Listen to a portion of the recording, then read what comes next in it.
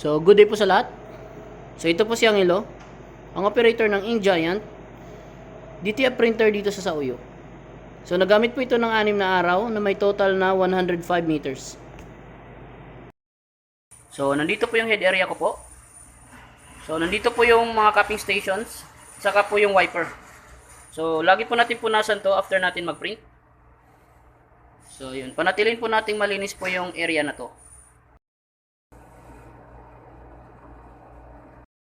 After natin ma-on yung printer, so mag-head clean po tayo.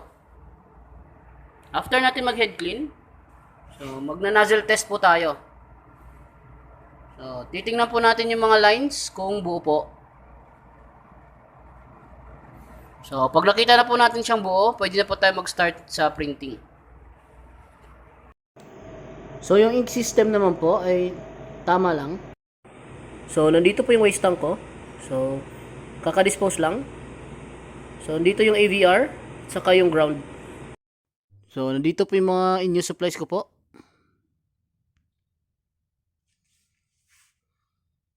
So, dako naman tayo sa mga na-consume ko.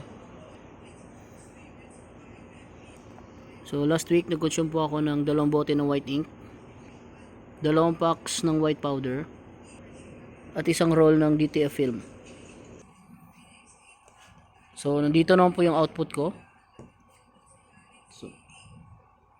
So, nakapag-run po ako ng 105 meters. So, sa ngayon, wala pa pong sinisimulan na in-house orders. So, nandito naman po yung daily checklist ko po. So, ito po yung week 1. Yung week 2. Week 3. Saka yung latest po, week 4. So, updated po siya.